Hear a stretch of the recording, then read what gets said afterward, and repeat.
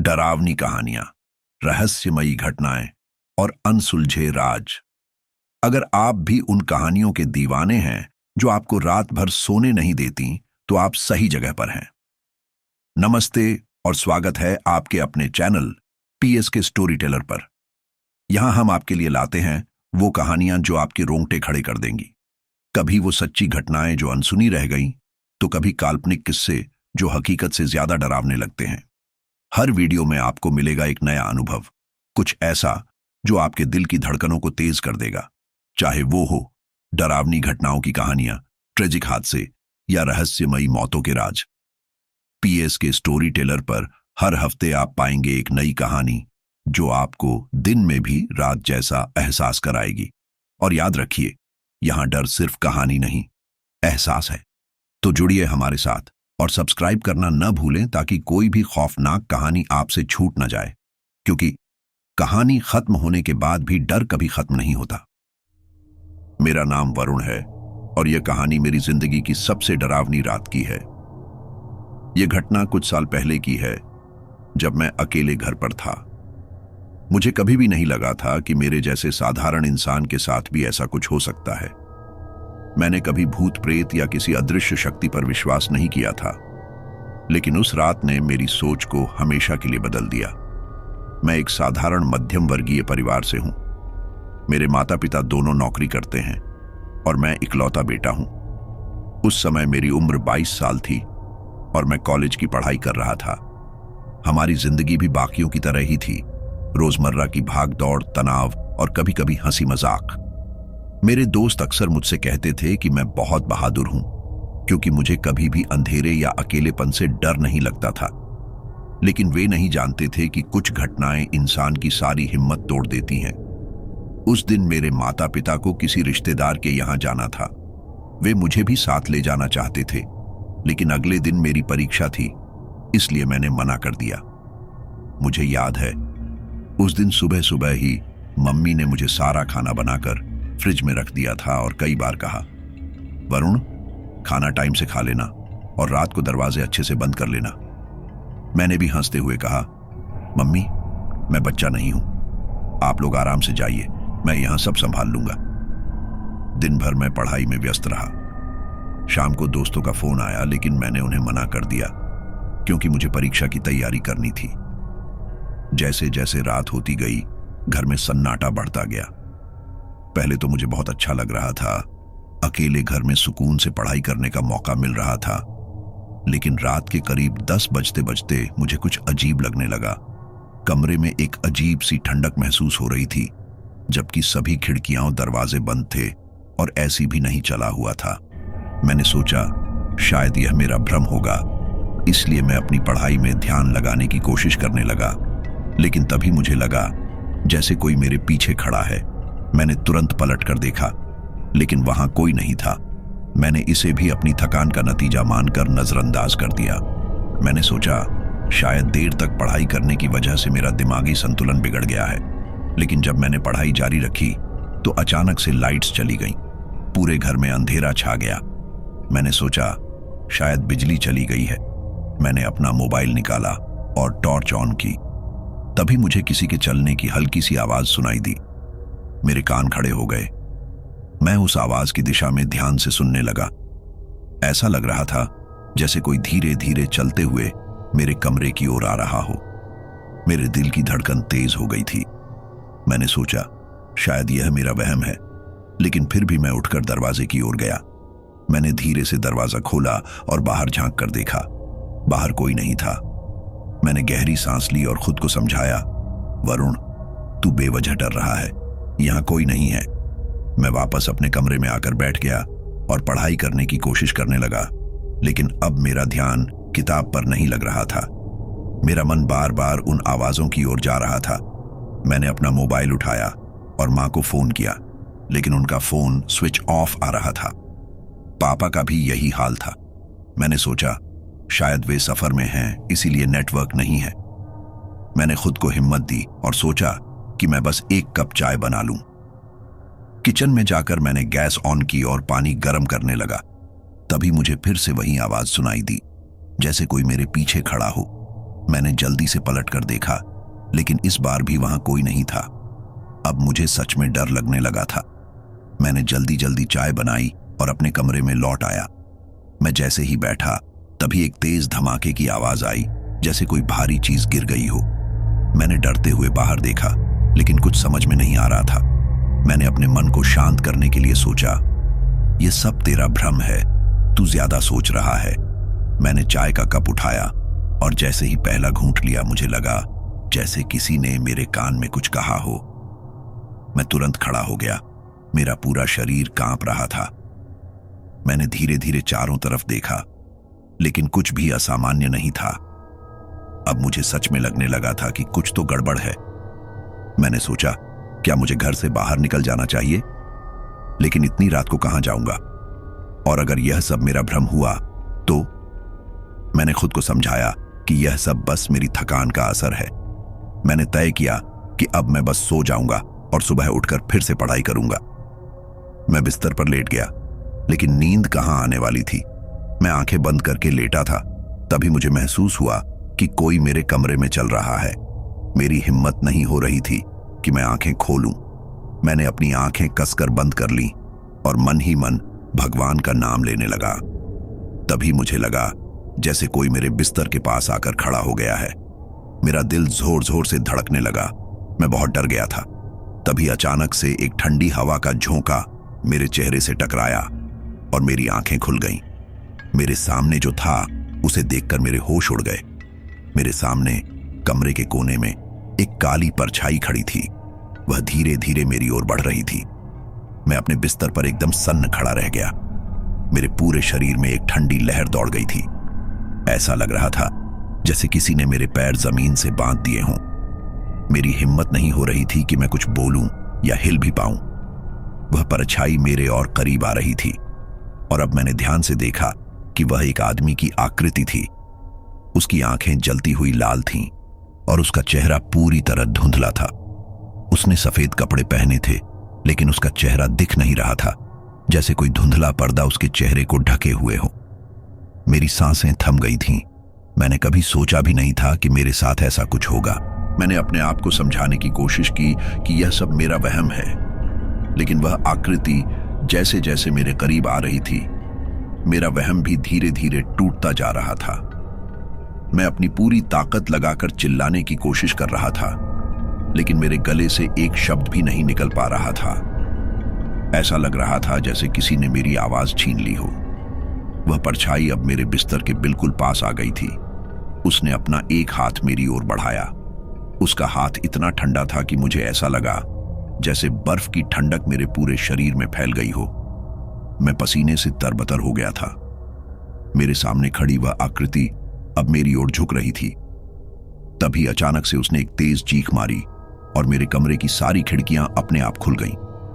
तेज हवा के झोंके से कमरे का पर्दा उड़ने लगा और वह आकृति अचानक गायब हो गई।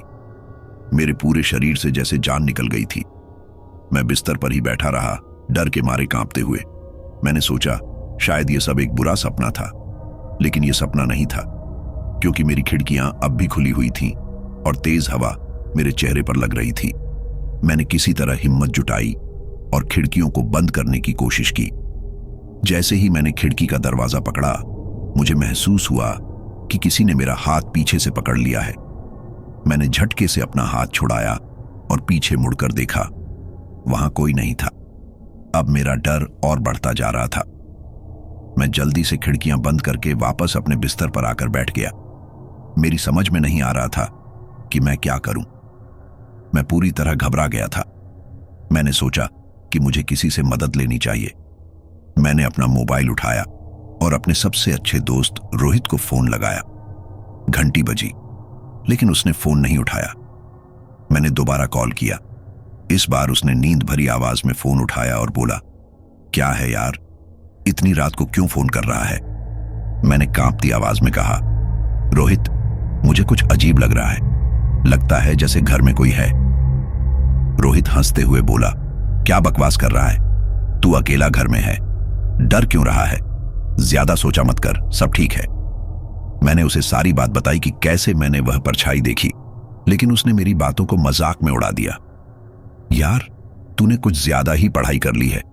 जा सो जा और सुबह मुझे कॉल करना, मैं तेरे पास आ जाऊंगा। मैंने भी सोचा कि शायद रोहित ठीक कह रहा है। मैंने अपने मन को समझाया कि मैं बस ज्यादा सोच रहा हूं। मैं उठकर कमरे की लाइट जलाने गया, लेकिन जैसे ही मैंने स्विच ऑन किया, लाइट फिर से बंद हो गई। पूरा कमरा फिर से अंधेरे में डूब गया। मैं एक बार फिर से डर गया। मैंने सोचा, हो सकता है कि बिजली में कुछ दिक्कत हो। मैंने अपने मोबाइल की टॉर्च जलाकर बेडरूम से बाहर निकलने का फैसला किया। मुझे नीचे जाकर देखना था कि मुख्य स्विच ठीक है या नहीं। मैं जैसे ही सीढ़ियों से नीचे उतरा, मुझे लगा कि कोई मेरे पीछे पीछे आ रहा है। मैंने पलट कर देखा, लेकिन वहां कोई नहीं था। मेरे मन में एक अजीब सा खौफ घर कर गया था। मैंने जैसे तैसे हिम्मत जुटाई और नीचे जाकर मेन स्विच बॉक्स चेक किया। सब कुछ सही लग रहा था, लेकिन फिर भी लाइट नहीं आ रही थी। मैं समझ नहीं पा रहा था कि आखिर हो क्या रहा है। तभी अचानक से एक अजीब सी आवाज सुनाई दी।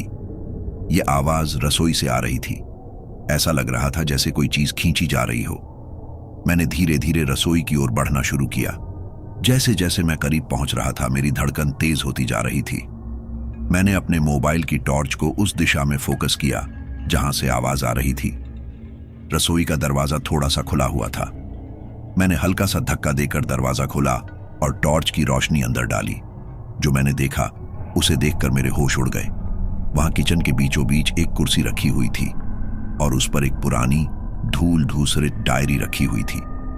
मुझे अच्छी तरह याद था कि मैंने वहां कोई डायरी नहीं रखी थी। मैं धीरे धीरे उस कुर्सी के पास गया और डायरी उठाई। जैसे ही मैंने उसे छुआ, अचानक से घर की सारी लाइटें जल उठीं। मैं चौंक कर पीछे हट गया। मेरे हाथ में अब भी वह डायरी थी। मैंने धीरे से उसे खोला। अंदर के पन्ने बहुत पुराने और फटे हुए थे। ऐसा लग रहा था जैसे यह डायरी कई सालों से यहां पड़ी हो। पहले पन्ने पर ही लिखा था, यह मेरी आखिरी कहानी है। अगर तुम यह पढ़ रहे हो तो समझ लो कि अब वह तुम्हारे पीछे है। यह पढ़कर मेरी हालत खराब हो गई। मैंने तुरंत डायरी बंद की और वापस उसी कुर्सी पर रख दी। मैंने सोचा, यह सब क्या है? क्या कोई मुझसे मजाक कर रहा है? लेकिन तभी मुझे लगा जैसे कोई मेरे कान में फुसफुसा रहा है। मैंने डरते डरते अपनी गर्दन घुमाई और देखा कि एक साया मेरे बिल्कुल पास खड़ा था। उसने एक तेज आवाज में कहा, तुमने मेरी कहानी पढ़ ली है, अब तुम भी इसका हिस्सा बन चुके हो। मैंने डर के मारे डायरी को वहीं छोड़ दिया और घर के बाहर भागने की कोशिश की, लेकिन दरवाजा अपने आप बंद हो गया। मैंने उसे खोलने की कोशिश की, लेकिन वह जैसे जाम हो गया था। मैं पूरी ताकत से चिल्ला रहा था, लेकिन कोई मदद के लिए नहीं आया। मेरा शरीर अब कांप रहा था और मेरी समझ में नहीं आ रहा था कि मैं क्या करूं। तभी मेरी नजर उस डायरी पर पड़ी। मैं डरते हुए वापस गया और उसे उठाया। मैंने सोचा, शायद इस डायरी में ही मेरी मुक्ति का कोई उपाय हो। मैंने पन्ने पलटने शुरू किए। हर पन्ने पर वही साया दिखाई दे रहा था और हर पन्ने के नीचे लिखा था, तुम मेरी जगह लेने वाले हो। अब मेरा डर चरम पर पहुंच चुका था। मुझे समझ में नहीं आ रहा था कि यह सब क्या हो रहा है। मैंने सोचा, क्या यह सच है? क्या मैं वाकई किसी भूतिया डायरी के चक्कर में फंस गया हूं? जैसे ही मैंने आखिरी पन्ना पलटा, उसमें सिर्फ एक शब्द लिखा था, भागो। और तभी एक तेज हवा का झोंका आया और मेरे हाथ से डायरी छूट गई। मैंने चारों तरफ देखा, लेकिन वहां कोई नहीं था। मैंने तुरंत डायरी उठाई और उसे घर के बाहर फेंकने के लिए दौड़ पड़ा। लेकिन जैसे ही मैंने दरवाजा खोला, सामने वही परछाई खड़ी थी। सामने खड़ी उस परछाई को देखकर मेरे पैरों तले जमीन खिसक गई। मैंने जोर से दरवाजा बंद करने की कोशिश की, लेकिन वह पहले ही अपने आप बंद हो चुका था। अब मैं पूरी तरह से घर के अंदर कैद हो चुका था। बाहर जाने का हर रास्ता बंद हो गया था। मेरे हाथ पैर ठंडे पड़ गए थे।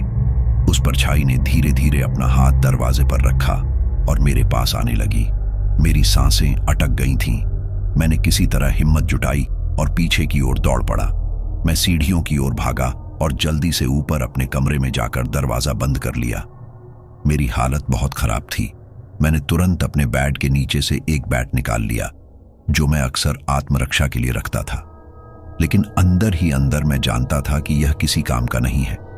मैं घबराहट में इधर उधर देख रहा था कि अचानक से कमरे की लाइट फिर से बंद हो गई।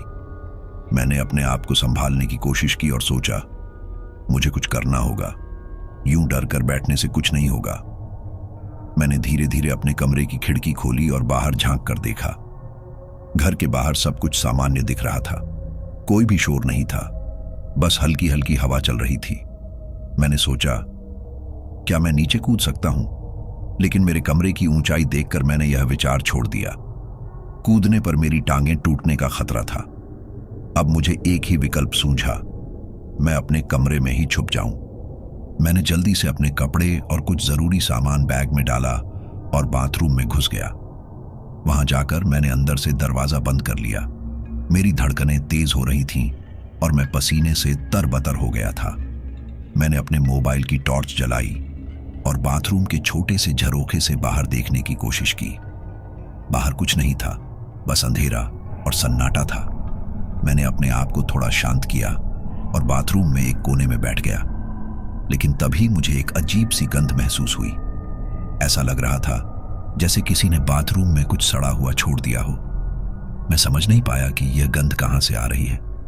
अचानक बाथरूम के दरवाजे पर जोर से दस्तक हुई।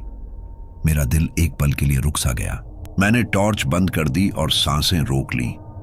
कुछ देर तक सब कुछ शांत रहा, लेकिन फिर से दस्तक की आवाज आई। ऐसा लग रहा था जैसे कोई बाहर खड़ा हो और जबरदस्ती अंदर आना चाह रहा हो। मैंने डरते हुए दरवाजे के नीचे से झांकने की कोशिश की। वहां सिर्फ एक काला साया दिखा जो दरवाजे के पास खड़ा था। मेरा दिल इतनी तेजी से धड़क रहा था कि मुझे लगा जैसे वह मेरे सीने से बाहर आ जाएगा। मैंने अपनी हिम्मत बटोरी और एक धीमी आवाज में पूछा, कौन है? कोई जवाब नहीं आया। मैंने फिर से पूछा, तुम क्या चाहते हो? तभी दरवाजे के दूसरी तरफ से एक धीमी डरावनी आवाज आई, तुमने मेरी कहानी पढ़ी है, अब तुम्हें मेरी तरह यहां रहना होगा। यह सुनकर मेरी हालत और खराब हो गई। मैं पूरी तरह से पसीने में भीग चुका था। मैंने दरवाजा खोलने की कोशिश भी नहीं की। मैं बस वहीं कोने में दुबका बैठा रहा। तभी अचानक से दरवाजे के पीछे की दस्तक बंद हो गई। कुछ देर तक सब कुछ शांत रहा। मैंने सोचा शायद वह चला गया हो, लेकिन यह मेरी गलतफहमी थी।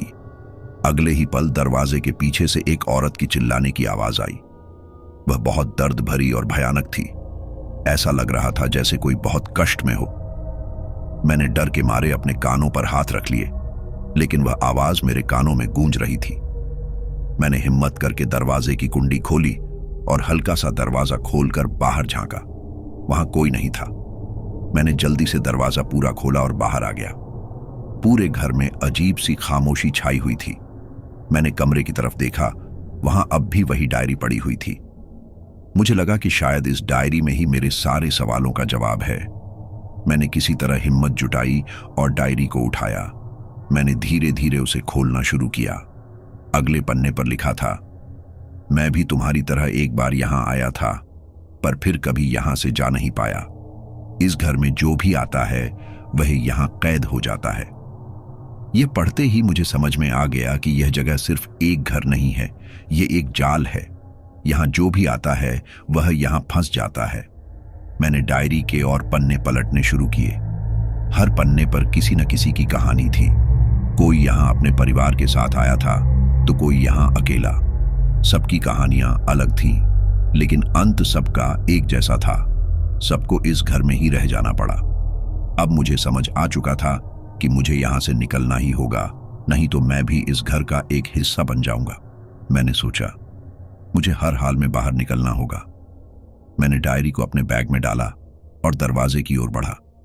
मैंने दरवाजा खोलने की कोशिश की, लेकिन वह अब भी जाम था।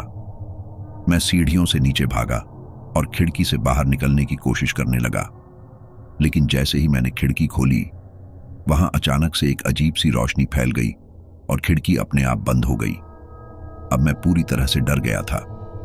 मुझे कुछ समझ में नहीं आ रहा था कि क्या करूं।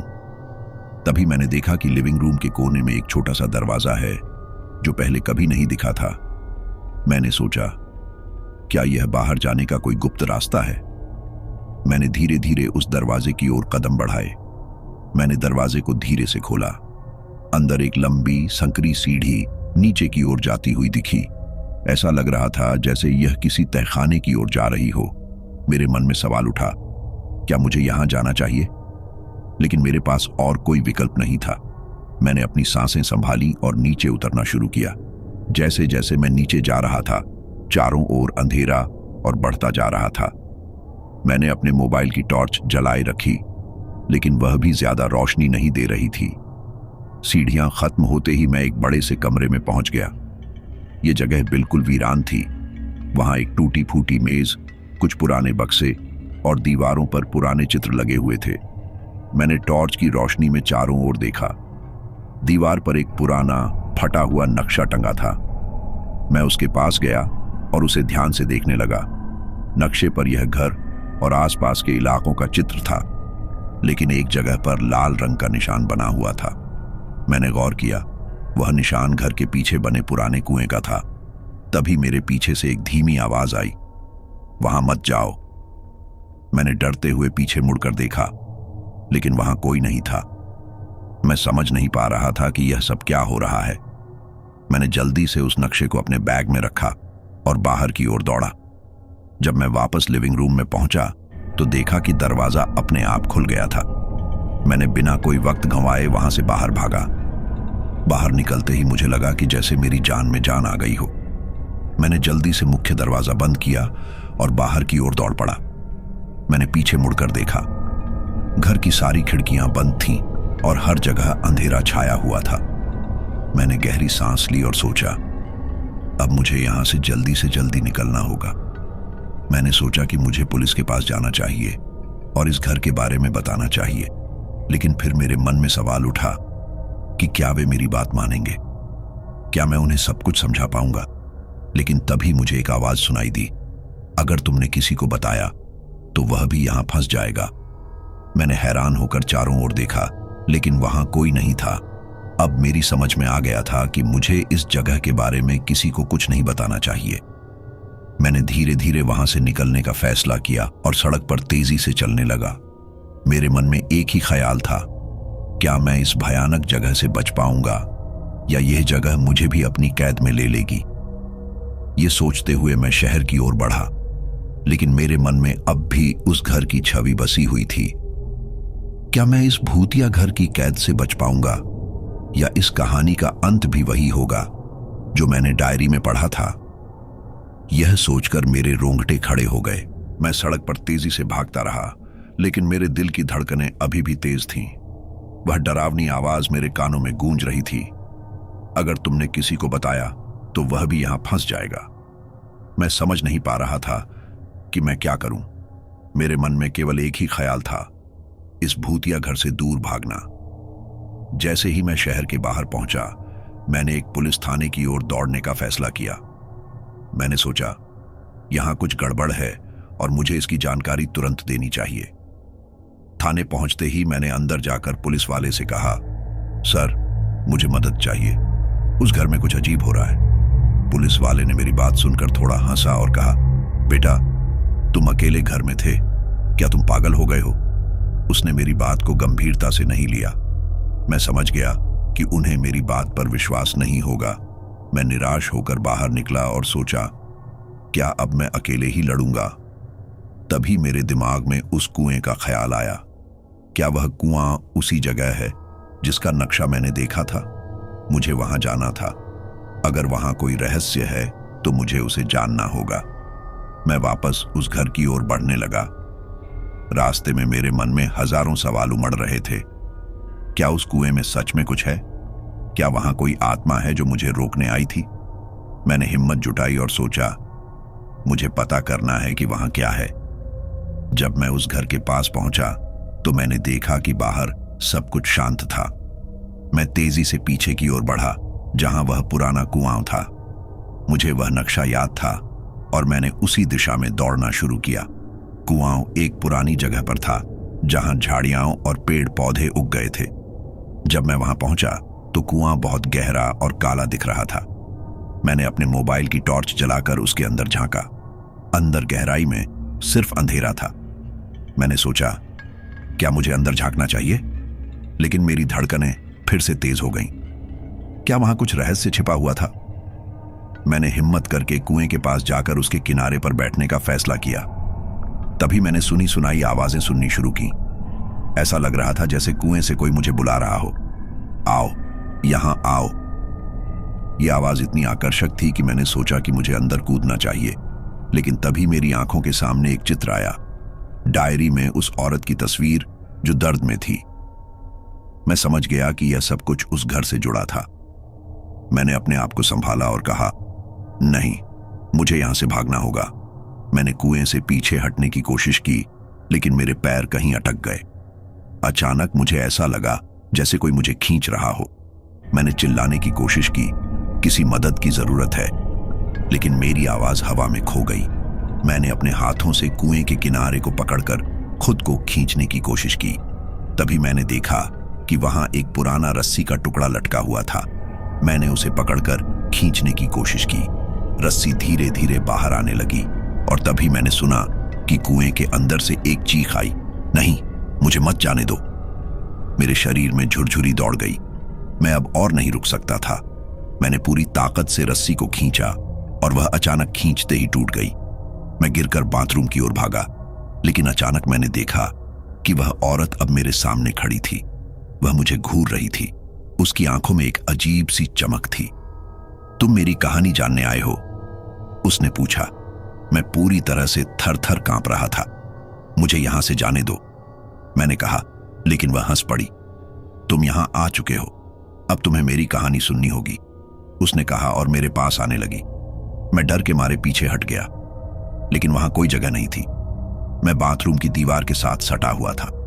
उसने अपना हाथ बढ़ाया और कहा, हर कोई यहां आता है, लेकिन कोई भी वापस नहीं जा पाता। मैं समझ गया कि यह सब उस घर का हिस्सा था। वह खुद को बचाने की कोशिश कर रही थी, लेकिन अब उसे भी मेरी तरह यहां रहना होगा। मैंने अपनी आंखें बंद कर लीं और अपने आप को संभालने की कोशिश की। तभी मैंने सोचा, अगर मैं उसे अपनी कहानी सुनाऊं तो शायद वह मुझे जाने देगी। मैं तुम्हारी तरह यहां कैद नहीं रहना चाहता, मैंने कहा। मैं यहां से बाहर निकलना चाहता हूं। उसने मेरी आंखों में देखा और फिर कहा, अगर तुम मुझे अपनी कहानी बताओगे तो शायद मैं तुम्हें जाने दे सकूं। मैंने सोचा, यह मेरा आखिरी मौका है। मैंने धीरे धीरे अपनी कहानी सुनाना शुरू किया और उसने ध्यान से सुनी। मैंने उसे बताया कि मैं क्यों यहां आया था और कैसे मैंने उस घर में अजीब चीजें देखी थीं। जैसे जैसे मैं बोल रहा था, वह धीरे धीरे शांत होती जा रही थी, लेकिन तभी उसके चेहरे पर अजीब सी मुस्कान आ गई। तुम समझ नहीं रहे हो, उसने कहा। यहां से निकलना कोई आसान बात नहीं है। तुम्हें एक कीमत चुकानी होगी। मैंने पूछा, कौन सी कीमत? उसने कहा, तुम्हें किसी और को यहां लाना होगा, तभी तुम यहां से जा पाओगे। मैंने कहा, लेकिन मैं ऐसा नहीं कर सकता। वह फिर से हंसी और कहा, तुम्हें यही करना होगा। अगर तुमने ऐसा नहीं किया तो तुम हमेशा के लिए यहां रहोगे। मैंने अपने आप को संभालते हुए कहा, नहीं, मैं किसी को यहां नहीं लाऊंगा। उसने गुस्से में कहा, फिर तुम्हें इसकी कीमत चुकानी पड़ेगी। मैंने डर के मारे अपनी आंखें बंद कर लीं। मुझे समझ में आ गया था कि अब मुझे इस जगह से निकलने के लिए कुछ करना होगा। मैंने अपनी आंखें खोली और कहा, मैं यहां से निकलूंगा, चाहे जो हो। वह अचानक भयानक तरीके से हंसने लगी।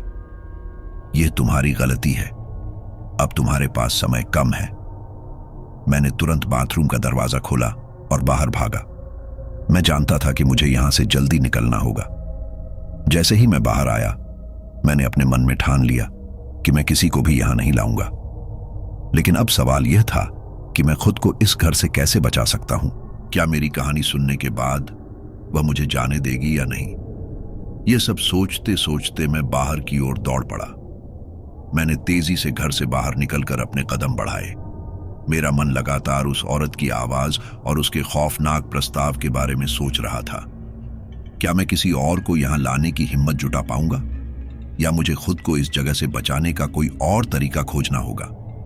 जब मैं बाहर आया तो मैंने गहरी सांस ली। रात का अंधेरा धीरे धीरे गहराता जा रहा था और मुझे पता था कि मुझे जल्दी करना होगा। मैंने सोचा कि क्या शहर में कोई ऐसा दोस्त है जिसे मैं इस खतरे में डाल सकूं, लेकिन फिर मैंने सोचा, क्या ऐसा करना सही होगा? मेरे मन में उन सभी लोगों की तस्वीरें थीं जिन्हें मैंने बचपन से देखा था। मैं जानता था कि मुझे अपनी जान बचाने के लिए किसी को खतरे में नहीं डालना चाहिए। तभी मुझे याद आया कि मेरे पास एक पुराना मित्र था जिसका नाम अजय था। वह हमेशा मेरे साथ रहता था और हम दोनों में गहरी दोस्ती थी। लेकिन क्या मैं उसे यहां बुलाने का खतरा उठा सकता हूं? इस बीच मैं एक सुनसान गली में पहुंचा। चारों ओर सन्नाटा था, लेकिन अचानक मेरे फोन की टॉर्च ने मेरे दिल की धड़कन को तेज कर दिया। मैं सोचने लगा कि क्या मैं अजय को बुलाकर उसे खतरे में डालना चाहता हूं, लेकिन मैंने सोचा मुझे किसी की मदद की जरूरत है। मैंने अपने फोन में अजय का नंबर डायल किया। मेरे हाथ कांप रहे थे और मैंने सोचा कि क्या उसे मेरी बात पर विश्वास होगा। जैसे ही उसने फोन उठाया, मैंने कहा, अजय, मुझे तुम्हारी मदद की जरूरत है। मैं एक अजीब स्थिति में हूं। उसने मेरी आवाज में डर को महसूस किया। क्या हुआ, क्या तुम ठीक हो? उसने पूछा। मैंने उसे पूरी कहानी सुनाई, लेकिन वह पहले तो मुझे मजाक समझता रहा। क्या तुम सच में पागल हो गए हो? उसने कहा। कोई भूत प्रेत नहीं होते। मेरे धैर्य ने जवाब देना शुरू कर दिया। मैं सच कह रहा हूं, अगर तुम यहां नहीं आओगे तो मैं यहां से निकल नहीं पाऊंगा, मैंने कहा। आखिरकार उसने मेरी बात को गंभीरता से लिया।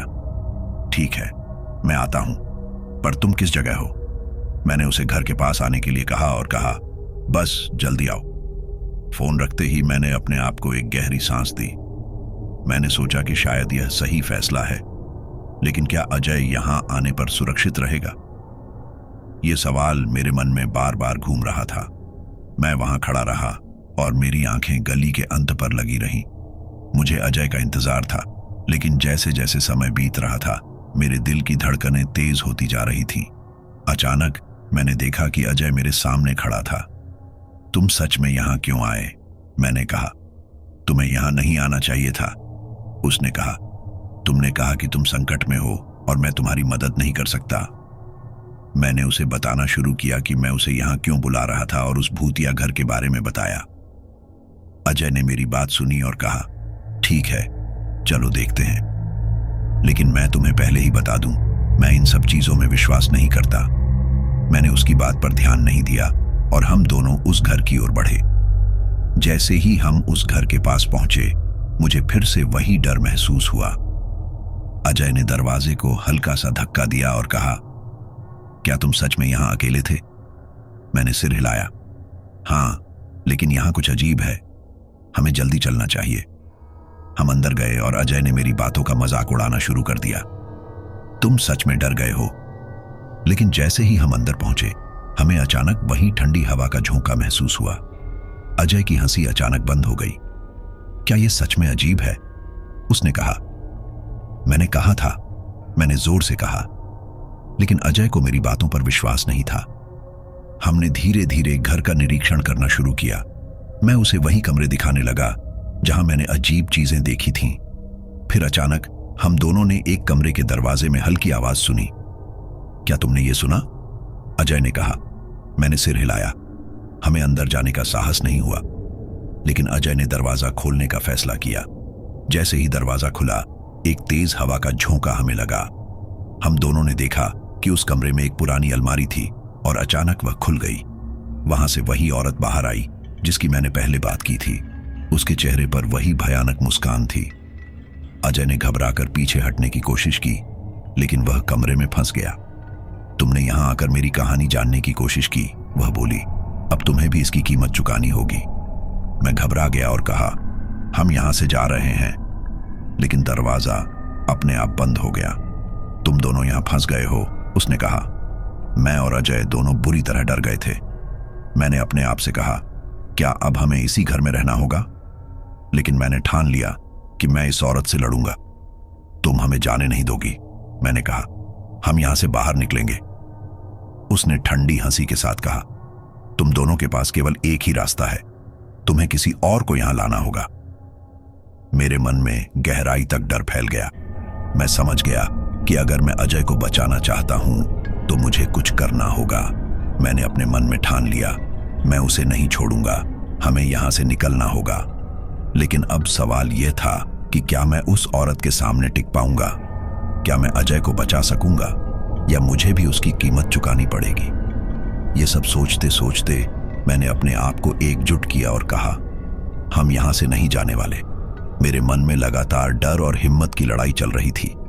अजय की आंखों में भी घबराहट साफ दिखाई दे रही थी, लेकिन वह भी समझ गया था कि हमें अब कुछ करना होगा। वह औरत हमें घूरती रही। उसके चेहरे पर वही भयानक मुस्कान थी जो मेरी रूह को कंपा देने के लिए काफी थी। तुम लोग अभी भी सोच रहे हो कि यहां से निकल सकोगे? उसने अपनी धीमी और ठंडी आवाज में कहा। उसकी आवाज से मानो ठंडक पूरे कमरे में फैल गई थी। मैंने उसके सामने खड़े होकर साहस जुटाते हुए कहा, हम यहां से जरूर निकलेंगे, चाहे कुछ भी हो जाए। उसने मेरी बात को नजरअंदाज करते हुए कहा, तुम दोनों यहां आने के बाद फंस चुके हो। मैंने बहुत इंतजार किया था किसी को यहां लाने का, और अब जब तुम आ गए हो तो तुम्हें ऐसे नहीं जाने दूंगी। मैंने गहरी सांस ली और कहा, तुम्हें जो करना है करो, हम यहां से बचकर निकलेंगे। अजय ने मेरा हाथ पकड़ा और कहा, यह सब मत करो, हमें उसे उकसाना नहीं चाहिए। लेकिन मैं जानता था कि अगर हमें बचना है तो हमें कुछ करना ही होगा। मैं धीरे धीरे कमरे की ओर बढ़ा और उस औरत के पास जाकर बोला, क्या तुम हमें छोड़ दोगी अगर हम यहां से चले जाएं? उसने एक जोरदार ठाका लगाया, इतनी आसानी से नहीं, तुम्हें किसी और को यहां लाना होगा, तभी मैं तुम्हें जाने दूंगी। मुझे समझ में नहीं आ रहा था कि क्या किया जाए, लेकिन मैं जानता था कि किसी और को यहां लाना मेरे बस की बात नहीं थी, और अगर मैं ऐसा करता भी तो क्या मुझे फिर भी इस जगह से मुक्ति मिलती? मैंने सोचा कि शायद अगर हम इस घर के बाहर पहुंच जाएं तो हम बच सकते हैं। मैंने अजय को देखा और कहा, हमें एक मौका लेना होगा। उसने मेरी आंखों में झांकते हुए सहमति में सिर हिलाया। हमने धीरे धीरे उस कमरे से बाहर निकलने की कोशिश की।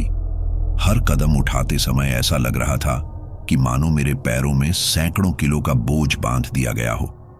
लेकिन जैसे ही हम दरवाजे के पास पहुंचे, दरवाजा एक झटके में अपने आप बंद हो गया। मैंने उसे जोर से खींचने की कोशिश की, लेकिन वह हिला तक नहीं। उस औरत ने कहा, तुम यहां से बाहर नहीं जा सकते। हम दोनों डर से कांप उठे।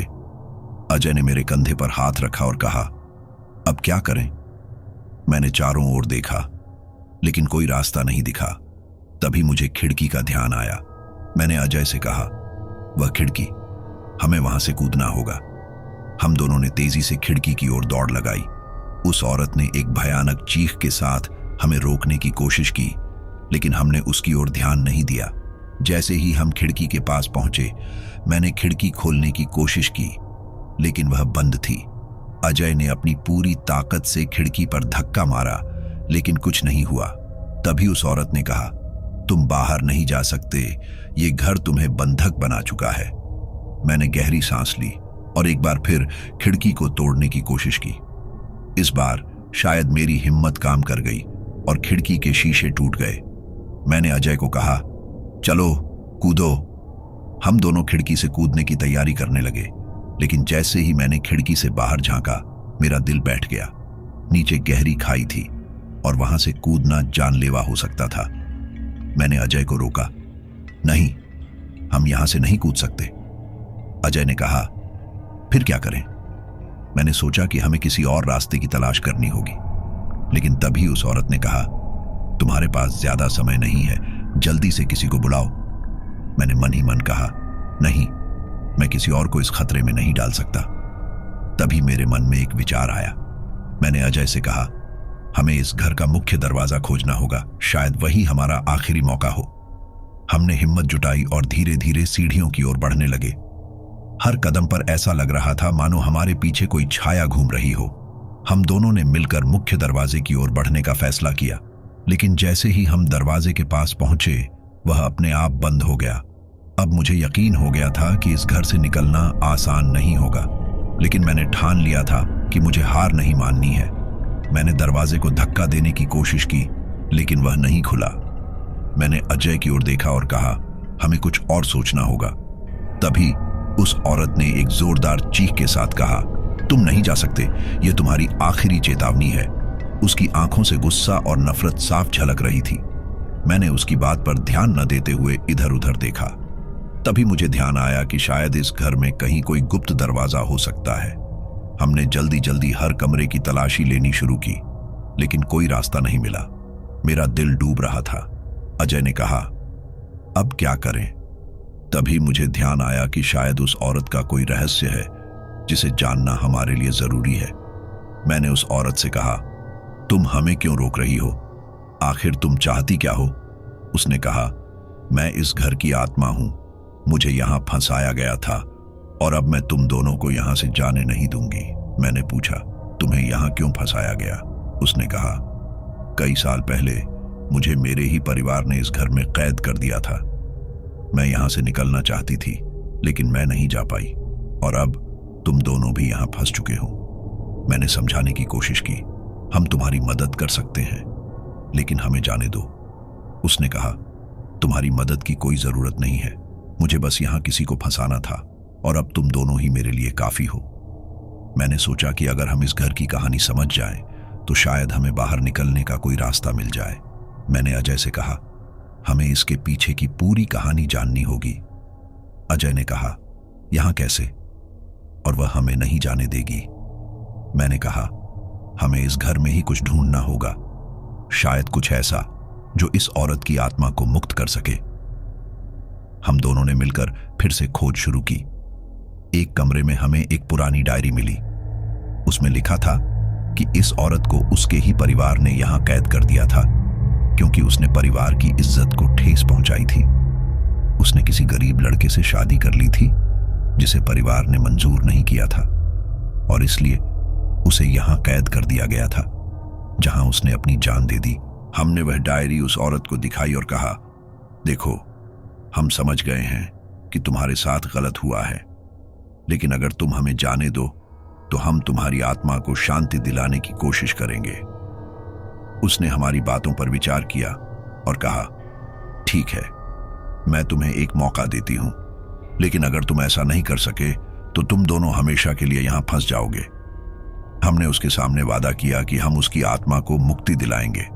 उसने हमें घर से बाहर जाने दिया, लेकिन हमें यह भी कहा कि अगर हमने अपना वादा नहीं निभाया तो वह हमें कभी माफ नहीं करेगी। हम दोनों घर से बाहर निकलकर दौड़े। हमें यह एहसास था कि हम सिर्फ भागकर नहीं बच सकते, हमें उसकी आत्मा को शांति दिलाने का रास्ता खोजना होगा और अब यह हमारी जिम्मेदारी थी कि हम इस कहानी को एक सही अंजाम तक पहुंचाएं।